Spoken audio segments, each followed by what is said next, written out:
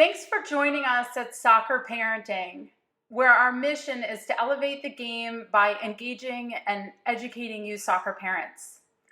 My name is Sky Eddie Bruce. I'm the founder of Soccer Parenting, and I'm thrilled to be joined here today by Todd Beane. Todd is the founder of TOVO Academy Barcelona.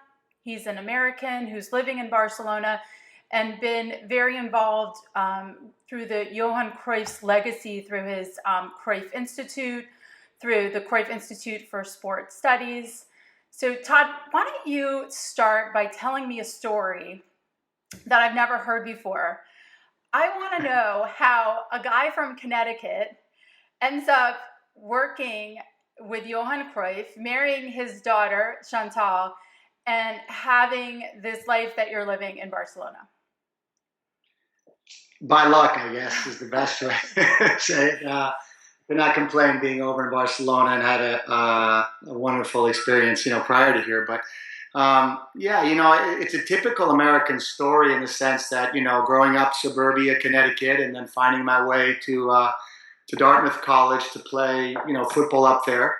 A wonderful coach came on board by the name of Bobby Clark, which many listeners may know of, who's now at Notre Dame and been at Dartmouth and Stanford. Just a great gentleman, a great family man, but also a wonderful coach. And so he kind of started opening the eyes about, life across the pond, as they say, and then just traveling in various opportunities to take to Costa Rica. Just started opening myself to the possibility of living abroad and taking those opportunities one at a time. And then it's just by chance. I had a good friend who had come over to be at the club at Barcelona, who lived around the corner from Johan.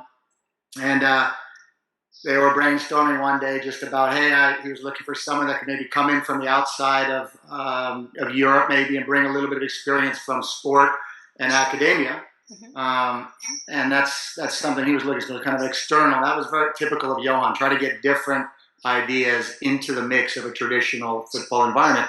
And I just happened to be at the right place at the right time. And a couple conversations later, found myself on a plane with not much more than a duffel bag at 38 years old, giving it a go. We just said, listen, I promised I'd come for 6 months and sit down with him and talk about this crazy idea at the time that he had to educate athletes, offering them sport management and combining their studies with their sport, which is normal in the United States. I mean, that's what we've done if we've grown up in the States and played collegiate soccer, but it's completely not available to athletes in Europe, and so there's that division. So long story short, I got on the plane, and 6 months turned into 14 years, and several years after arriving in the early 2000s, fell in love with his daughter, and then added a little job security, I guess.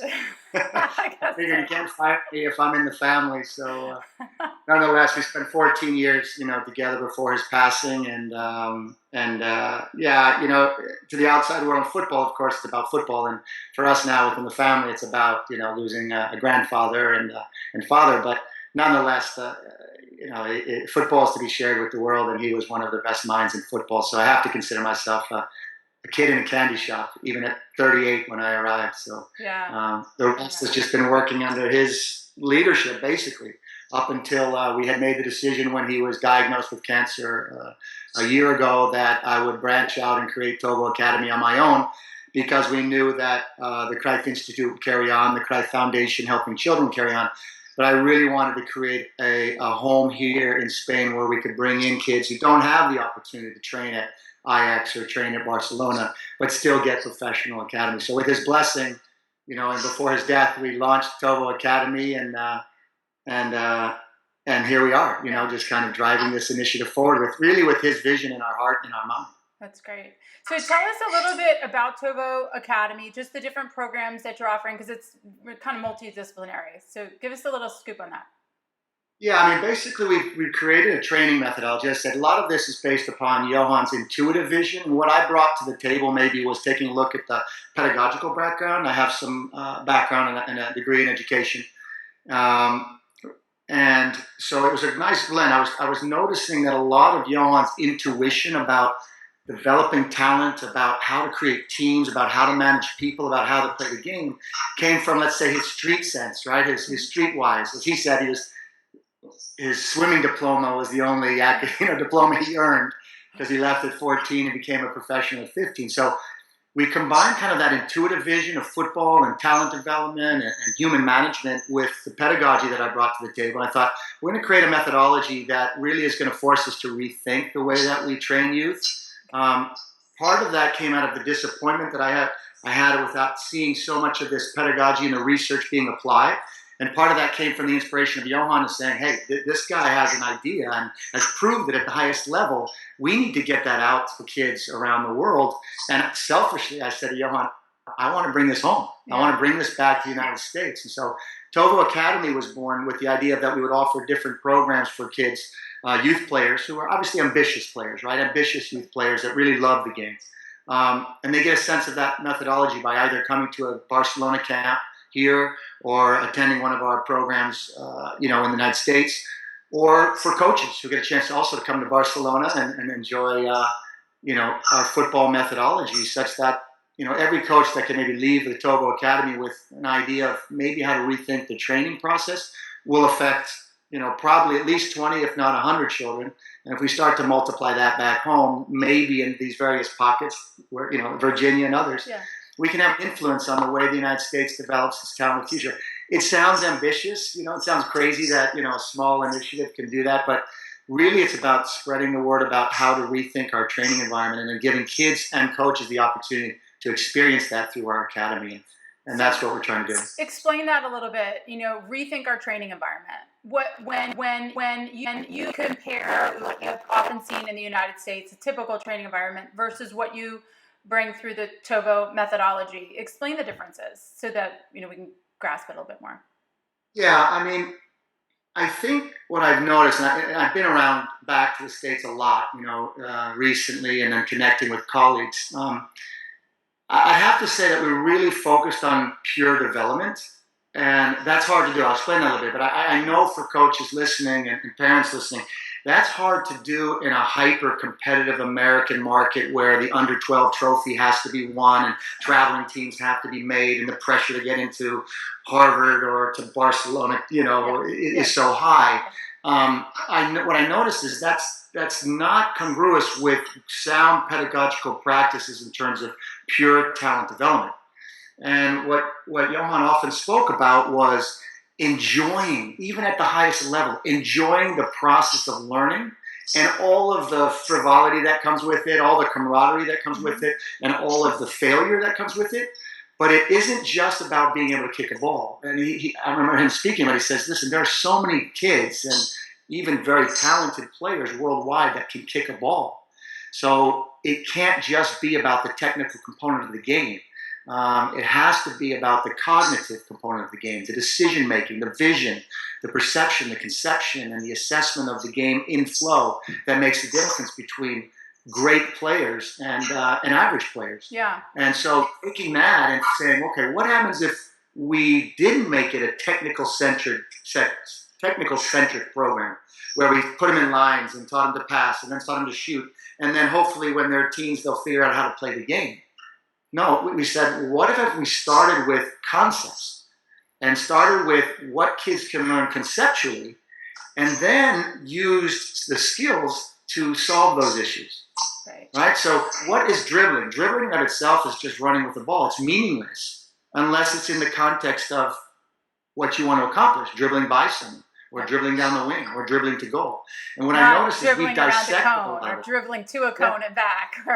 The cone is, if I had played against cones, I probably would have been a national team player, right? But I didn't quite make it that far because you're playing against. The key components, what I hear from you a lot is, you're actually training within the game. So you're training the thought, the decision-making, even at a young level within the game itself. Is this applicable to a 7, 8, 9-year-old, just like it's applicable to a 15-year-old? Even more so, and this is why I think we're failing our U.S. children, if I'm blunt about it. Kids here in Spain, and I've got two of them, 2 boys playing and 2 older boys that have played and 2 younger girls that are probably going to play and dance and do everything else. Here, the game is always part of your training, right? And so whether it's on called patio here, or recess, or playground, in school, which is often practice here, or whether it's in the training environment at my club's, training. It is about the game and how we play the game. So those decisions are constant, right? So it's about small-sided games. It's about numbers-up games. It's about position play. It's about rondos and spatial relationships. It's all about that. And then skills are the tools you use to accomplish your objectives. Yeah. So now, if you think about it, when I say rethinking it, it's completely opposite. It sounds simple. Well, it's all the same. It's not. We're actually finding out through more and more research that the only effective way to develop players and capable of encompassing all that the game presents is to give them at younger ages. And what have we done in the United States for the last 30 years? We said, well, that's too complex. That may be too chaotic. So let's line them up, put them in cones, isolate a skill, and then practice that skill. Now, what happens in that is, guess what? You actually see an improvement in that skill, as long as the drill come Saturday is to pass the ball back and forth. Yeah. But every parent, every coach is like, I taught them to pass, and now on Saturday, what happened, right? And it's because you're literally using another portion of your brain. When you are using your cognitive skills, another portion of your brain is being engaged than when you're just doing static drill exercises. Yeah.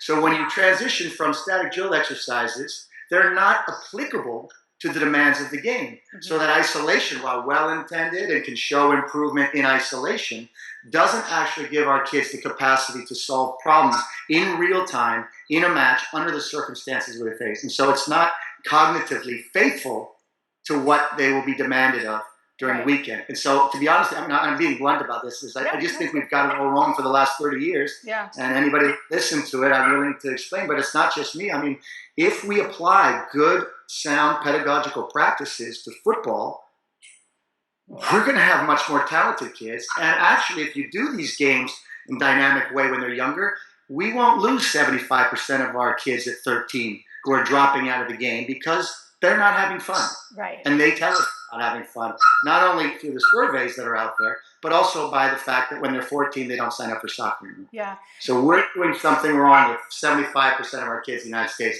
are leaving a game which is designed to be fun and engaging, fruitful, right? So I think we're missing something here. I wrote about my son earlier this week about he's an average player. And because he's an average player, he's 13 years old. He doesn't want to stand in a line. I mean, that's just so boring to him to have somebody try to teach him. All he wants to do, and what's going to keep him playing, is to play, is to go to practice and have fun and just be engaged in the environment, not to, have a coach trying to teach him more technical stuff in a very rote way. So I could see that this really could have an impact, like you were just saying, and just increasing the number of kids or not having so many kids drop out of sport, because it seems like a more enjoyable way to learn. Right. And this is happening, I think, in really innovative classrooms also in the United States. What happens is, when you go to show off your school, and I used to be a classroom teacher, it looks orderly if every kid is in rows and you go by and you look in the window in room 101 and everybody's raising their hands and sitting up straight. The problem is that's not what learning is. Yeah. It's just not. That is what child management may be about if you're worried about sitting up straight and raising your hands. But that's not how learning takes place. Learning is chaotic. It doesn't come in lines. It doesn't come in static situations. It doesn't come by mindless and boring repetition. It's orderly, and it may look good to the parent or to the coach and say, hey, everybody's in line and orderly. Right. But learning is in no place in the world in its natural form is it orderly. It's chaotic. It's nonlinear. It has peaks and valleys. It has failure. It has success. But most of all, it has the learner being the central component of that process. And we've taken that away by the kids to be organized, well-disciplined coaches with everybody in the right section standing next to a cone so that a coach can say when to go or blow a whistle or when to shoot. That's just not the way learning takes place. And when we pretend that it does, we do a disservice to the kids in the classroom, and we also do a disservice to the kids on the field. And it's not by ill will. It's because we believe, because we see it orderly, that order is taking place. Yeah. But order is the only thing that's taking place, and learning is not. So parents need to be okay with coming out to training and seeing a kid play all the time. Because when I'm coaching my son's rec teams in the past, they're playing the majority of the time. I want them to be doing that. And I sense sometimes that parents think, she doesn't know what she's doing. She's just letting them play all the time. Instead, despite the fact they're getting some good direction. So there's this sense as a coach of having a little bit of stress of what the expectations are of the parents that are watching or that are there, and trying to provide that good environment. So it sounds like what you're saying is that parents need to rethink what they're willing to see and what they perceive as an acceptable training environment, a positive, engaging, training environment for their child. Right. I'd say, the first, and I always come back to the first thing. If your child is having fun at training and is engaged, like not standing bored, silly, looking at the clouds because the training is so boring. If they're fun and they're engaged, that's a good litmus test. You don't even know anything about soccer. You just need to understand your child, which every parent does from birth, right? It's just say, are they content? Are they engaged? Are they dynamically processing what's happening on and wanting to go back? That's the first test, right? Yeah. The second test is to say, if we're structuring training, now we're talking a little bit more about the football training, what we like to do is to train, we call it conceptual layering. So we may start a training session with rondos, not to warm up, but actually to teach position play, decision-making, pressure, distribution of the ball, reception of the ball, position of the hip. So I know maybe, I don't know, I'm not expecting parents to, get into details, but as coaches, we should be professionals to understand the difference of body position, conceptual width and depth. So even in a simple restricted game, position play like a rondo, we can accomplish a great deal. Now, if I layer on top of that as a professional coach, a position play game which puts somebody in the middle with external players, now we're talking width and depth and decision-making, internal passing. We're talking about 1, 2 touch, 3 touch, out of pressure, reading the defense. Everything that's in the game takes place, but it takes place in an environment that is reduced at least in breadth, but not in concept. Yep. Right? So I take a little bit of the chaos away, but I keep it in a controlled environment such that it can be processed by a 6 or 7-year-old. Now, when I go to play, this is why I think even U.S. Soccer and the NSCA is promoting this tremendously is, okay, I don't put a 6-year-old in 11v11 because in terms of his geocentric awareness, there's 22 players. I mean, to be honest with you, it's hard for professionals. We play with 22, but you're really playing subsets of 3 and 4 at a time, triangles and diamonds throughout the field. So with young kids, if you go out to training and you see rondos being done in that dynamic way, if you see position play games where the kids are constantly making decisions, constantly engaged on and off the ball, not standing at a cone, but playing within those cones. And then you see small-sided games for the younger kids where it might be 2v1 or 3v2, or dribbling across a line to score, or dribbling to 2 goals, or these types of. Then you're probably seeing a coach who understands the wonderful world of learning and how to process those concepts from 6 to 16. Yeah. If you're going as a parent and you're watching your kid, if you're bored silly and your kid's bored silly, you should probably maybe, rethink, what club you've selected, right? Yep, right. And that's I think what we're trying to do here with soccer parenting is give parents this understanding of the process and what the best environment is for their children, so that some of the power and the relationship that exists between clubs and parents, that power can be balanced a little bit more. And as parents get more educated, I think that they can then make those proper choices and those good quality choices for their kids. Scott, I read your blogs as they come out, and I'm part of that your network. I appreciate being part of that network. And I read your article about your son. There's nobody that understands our children better than we do. Mm-hmm. Now the question is, are we willing to understand them? I have 6 children; they're not all the same. One wanted to play soccer and is still playing soccer today, professionally. And one at 14 decided he was going to go for a horse riding lesson, and now loves horses. And so, as long as we don't pre-prescribe what our children's future is going to be, and don't put those expectations that they have to earn a scholarship at 10 years old or be national champion, your article I think was brilliant. I mean, is it really, if your son is happy playing, making friends and engaging, when he was born, did you think, oh, I can't wait till he wins an under 12 trophy for me or an under 6? No, you thought, I want him to be content, I want him to be engaged, and I want him to be learning, I want him to be safe. I'm imagining what parents do. If that's happening, win, lose, or draw, whether it's at horses or in ballet or in art class or on the football field, even on a losing team, that can happen. And so I would say my parents' advice to parents is, your children. The question is, are you willing to allow their future to develop in the way that's meant to be, or you trying to relive yours through them. Yeah. And believe me, I'm a dad who played, and so it's very hard to bite your tongue and not speak when you feel you can solve everything for them. So I think that we don't have to solve it because our children are more than capable of doing it on their own and enjoying that process. Yeah, you've written a couple articles for soccer parenting that have been just shared thousands of times and read thousands of times. The first one, dear parents, silence is golden. Silence I think is it was. gold. Yeah, silence is golden. And the second one, sideline thieves. So both of those themes were sort of about, giving the game to the kids, which obviously we know is important. What about a child that is showing and demonstrating some real proficiency? Like if you had a parent of a 13-year-old come to you and say, my child is really motivated, mentally there, very athletic, all the good things are happening. They just made the academy team or they're in a top level ECNL team. What would be your advice to that parent of a little bit older kid, the 13, 14-year-old? Yeah. Then I think you really have to, as a parent, and I think this applies to school as well as a club, you say, is my child in the best learning environment? And I would not equate learning environment with trophies won on the website, right? Okay. It doesn't mean, because they're just not, they're not equatable, right? So is my child an environment where they're continually learning to improve their baseline? And a coach can do that with wins or losses. Sometimes a loss is the best time, sometimes a win is. Mm-hmm. Results can lie. Results are not equated with your child's development as much as we would like them to be.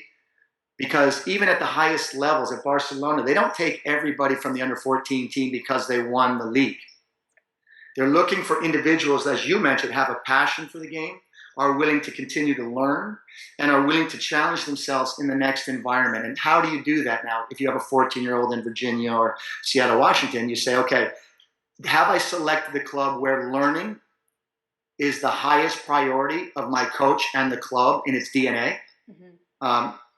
You can figure that out. I mean, you can figure it out by watching trainings. If your kid's coming back and you're watching them improve within the environment, enjoying it, then you know that their baseline's improving, that they're going to have a better chance to play at the 15-year-old level, the 16-year-old level.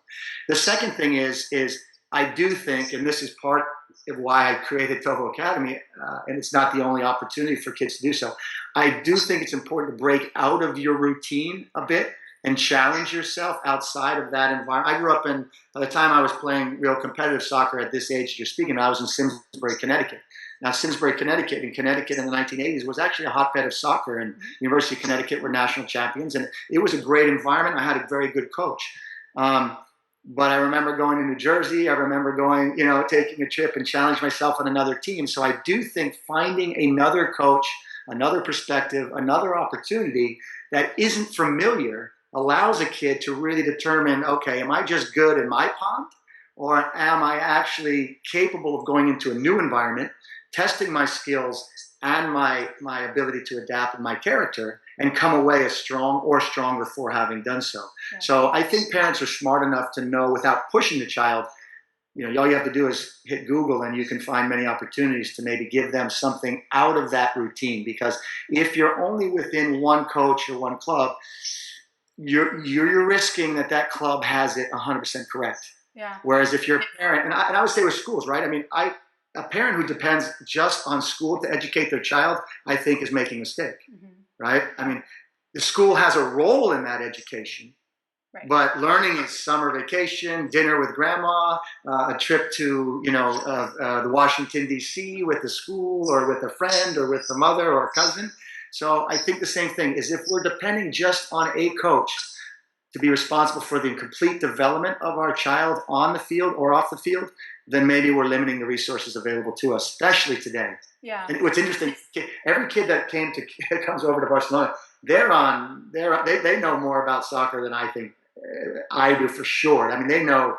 I'm like, they got YouTube, they got Google, They're getting online, offline, they're doing these things. So our kids are actually sometimes more resourceful than the coaches, to be honest with you, and me included, more than anybody. Yeah, I can't help but mention, so you and I connected about a year ago, and one of the things that happened early on in our friendship is that I had a young player who was a friend of mine go to TOVO. And I wrote an article about it. I'll put that in the show notes here for this conversation. But I think that is something, the experience that Nick had with you just opened up his mind to so many different ways of thinking, because up until then, all of his soccer education had been maybe a camp here or there, but had really just been within the same little pocket. And we have a tendency to do that because our kids get so involved. It's actually hard to find times for my 15-year-old who's playing. It's hard for me to find a time for her where she's not playing soccer, where she could go have a different experience. And so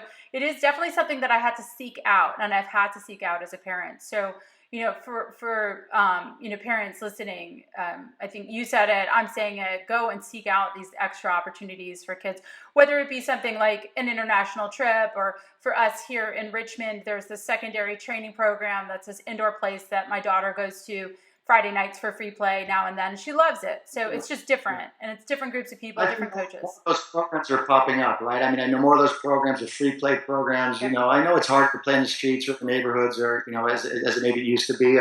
We know that, but it doesn't preclude other opportunities. And you made a good point about, I think, I was reading whether in your blog, and the role, you're constantly talking about the role about parents, and particularly when you get into matches and trainings and so forth. And I think on several occasions, you and your colleagues through Soccer Parenting have raised, even parents have raised in some of the comments, that,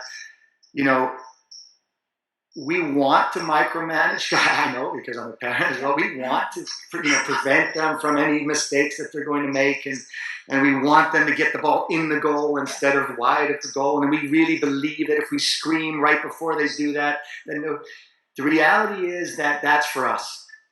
That's not for the child. If we're going to be true to the child's learning process, the intelligence has to be on the field and not on the sidelines, right?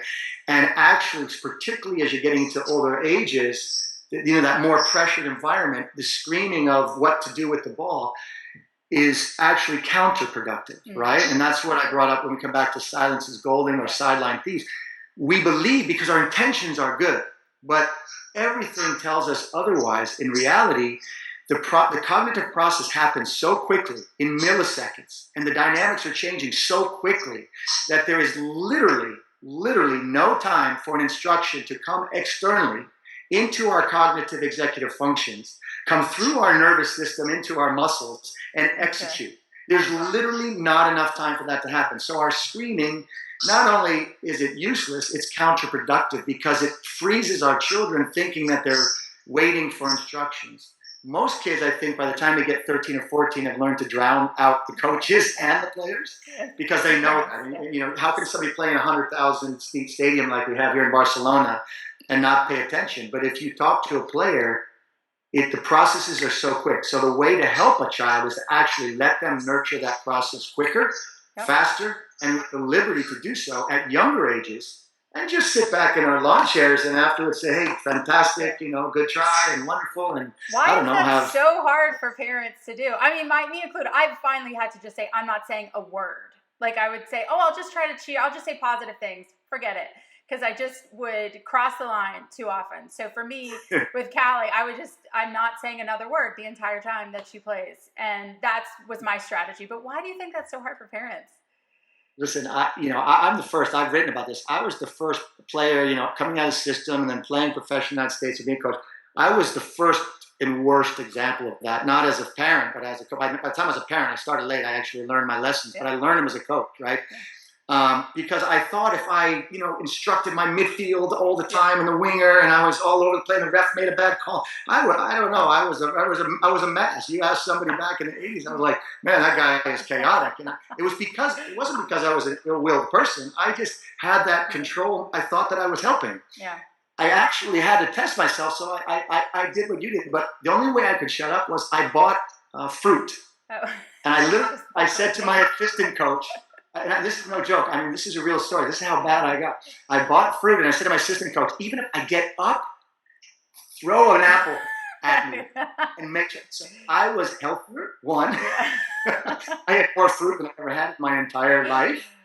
And two, I shut up. And you know what? My players, not only were they not worse off for it, but they were better for it because they were capable of executing on their own, developed their own intentions and an execution of that. And they were capable of actually dynamically between them communicating in a way that I was also robbing from the sidelines. Yeah. Right? So believe me, in my 20s, I was the worst example. And I had to go through an arduous process. As I said, I had my kids late 30s and into my 40s. So by the time they came around, I just, all the parents sit together. I know them. I say hello at the beginning of the game, and I just go sit on the side. And I do one other trick as a parent now. I think of the field as all my children, right? Mm-hmm. And so I literally do. Trick I have for myself because I have this control management type A personality, right? So I literally think, okay, if I look down the field, we play 77 for my under 9 boy, for example, right? He's a 9-year-old boy. If I look at the field as all my children, what do I want? I want a positive, happy, engaging, dynamic, oohs and ahs of goals scored, goals missed, and I want them to shake hands, and I want everybody to be healthy afterwards. So a successful day is not winning or losing. I've redefined success. Literally, I say, sit aside. I don't have to have so much fruit anymore.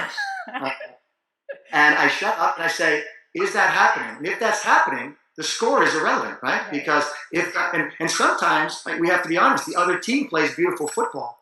And I'll even make a note and say, hey, there's times when the coach comes off for the other team and I've never met him. I say, I just want to let you know how exciting it was. Your boys played brilliantly. Or in defeat, your players were wonderful and dignified. I mean, because they just happen to be on another team because they might live in another part of town, right? So this dual force is an artificial constraint that we put on ourselves as parents. Of course we want our child to be successful, but don't we want that for all 14 boys on the field or 14 girls or 22? Of course we do. And when we sit back from that, I think we're capable of recognizing that it's a beautiful day in Spain. Everybody's playing. Yeah. Right? And I'm sure it's the same in Virginia, North Carolina, Seattle might be a little rainier. Seattle is. But take out the umbrella, have some fruit. It's the first step. And let the kids play. Because ironically, if you let them play, they are going to progress further than if you rob them of that opportunity. Yeah, that's great. And then just yet again, a good reminder, and hopefully, parents will take this information and try to apply it. So we could keep going for probably another hour. I always enjoy talking to you, but we do need to wrap it up. How can people find you? What's well, you have this TOVO Academy behind you, but what's the best way for people to reach out to you if they're interested in their child attending one of your programs, of getting some more coaching education, or seeing what you're doing in the United States? Yeah, I think the best thing is, first up, just go to tovoacademy.com. And the first easiest step is right on that homepage. You can sign up for a newsletter because obviously this will resonate with some parents and some coaches and others not. I don't pretend to, reinvent the wheel here. It's just a very clear methodology that I think will be a proponent of better talent development, right? It doesn't mean it's correct, but it is resonating with people who have experience and who want to. So first step, if you just go to tovoacademy.com and just sign up for the newsletter, you're going to, through a blog or two or by reading through the pages, understand if this is for you or of any interest to you. If you read those blogs and it resonates with you as a parent or as a coach or even as a player, then you can look at the programs, right? We have 6 programs available, whether they're Barcelona camps or training camps in Seattle or club alliance programs if you happen to be involved in a club or a board member. If you're a coach, you can take a coaching course. So, but we're kind of building, I say, kind of that coalition of those people who believe that we can rethink and redesign the way we train. And for those that don't believe in it, no worries. But if you start at TOVO Academy and read a little bit about what we're doing, what we're trying to do, then just if you have questions, we're having a nice conversation, like I'm doing with you. We're having a nice kind of global conversation about what's best for our children. And parents, as you know, because you started your institute for this, parents are the most important people in this process. And I appreciate the efforts you're putting in because you are actually taking this on head on. Yeah. And then coaches, and then peripherally other people, and that will come into their lives. But I want to thank you for giving me the chance to to promote what we're doing, but also to really, more importantly, engage in the conversation with your parents. And I hope that we can keep that conversation going because I think there's some changes that we can make for the better. For sure, it definitely feels like there's a lot of energy moving in the right direction, and the change that we're all seeking is slowly starting to happen. So I appreciate, you're being a part of this conversation and all the things that you're doing through your training program. So thanks for joining us today. Yeah, we'll see you in Virginia maybe soon. Sounds good.